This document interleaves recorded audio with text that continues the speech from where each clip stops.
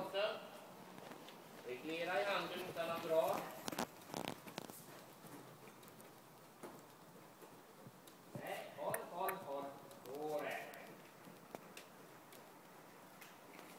Bra, belöna. Rakt fram, fyrkantsspåret.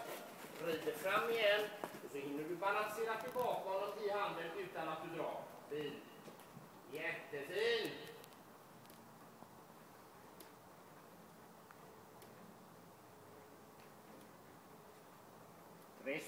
Res upp när han dyker, Marie. Så ja.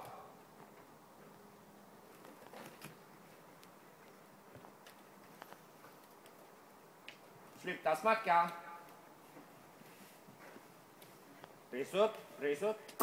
Så bra. Planerar du en övergång till skritt och så går du in på volten. Fram. Nej, smäll till honom. Tack. Smäll till honom, sa jag.